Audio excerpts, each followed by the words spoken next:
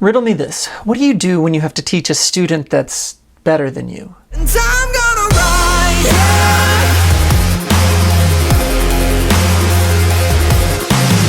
So for those who may not know this, I've actually been giving music lessons for the better part of, 13 to 15 years. I actually had quite a lot of students in middle to early high school and have been doing it ever since.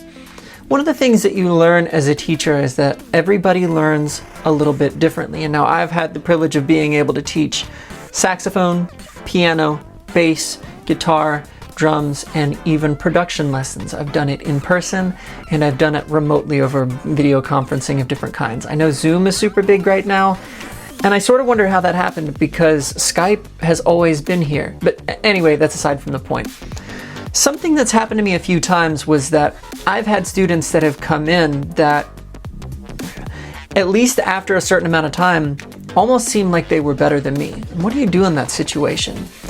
It makes you assess your abilities as a teacher, if you can or should hang on to that student, and what you potentially have to offer. One of the first things you have to do is not allow yourself to be intimidated.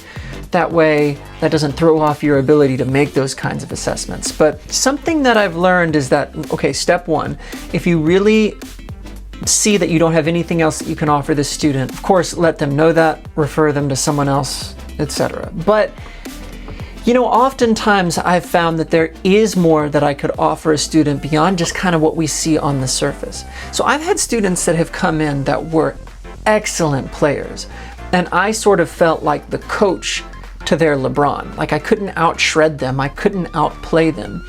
But as I started probing and poking around by asking questions, by watching their technique, by having a few conversations, I started to see that maybe there were other elements of my education and wisdom that I could share with them. Now, one of the things I really like about teaching, especially kids, I'm not just teaching them an instrument or a skill, but hopefully I kind of get to be their Mr. Feeney, and I get to equip them with some principles and some skills that they can take forward into life. Persistence, how to tackle challenges, how to figure out how you learn and deal with your own quirks, things that might try to work against you.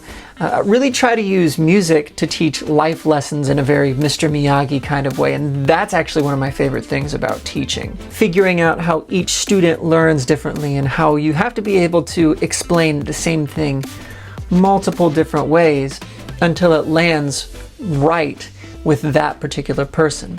But when I've had those situations of students that just had great natural ability or who picked it up and just could, again, outplay me after not too long, I started learning that there were other things that I could offer them. Oftentimes it was in the area of things like music theory or music technology or different styles of playing. I may not be able to outdo you in Mantis Kung Fu, but I can teach you my Kung Fu. When I was in college, I took one semester of not very intense, but just sort of casual classical guitar lessons.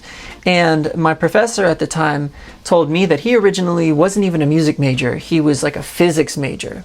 And he approached guitar from the point of view of ergonomics, how our joints move, how the machinery of our body moves and interacts with elements in the physical world. So he taught me a lot about how our joints work and how we can adjust things like our grip and our stance and things like that to better approach the instrument with better technique. So I was able to assimilate that on top of kind of my background of heavier music and rhythm guitar playing that I came from as a teenager. And I remember one student that I had in particular who it became very clear to me that this kid was going to become a better player than me in not too long, and he did. He really excelled. And week over week, I was always having to ask myself that question, okay, what else do I have to offer him? Thankfully, week after week, I was able to find a good answer to that question.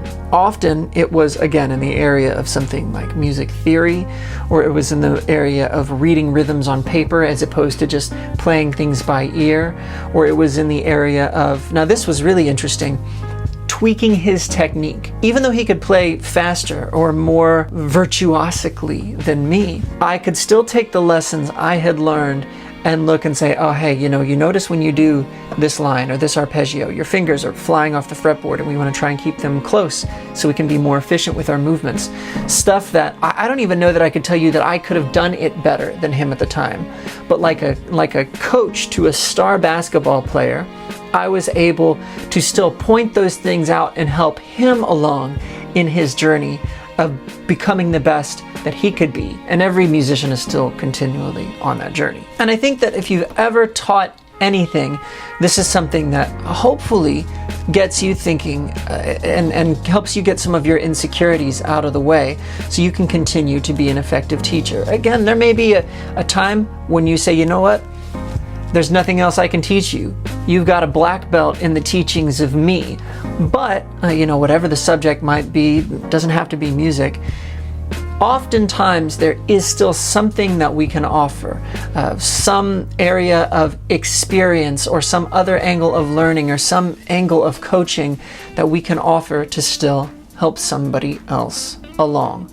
And if you flip that around, it's very easy to also feel like there are people that we can't learn anything from. But I don't think that's always true. I think very often there is something we can learn from people or situations, even if it's just what not to do. I'm not saying make everyone your teacher or take everyone's input or make everyone your sensei, but, having your eyes and your ears open and looking for wisdom, looking for truth, you'll find it. I'm continuing to make music and a whole lot of other cool stuff, so stay on the lookout for that.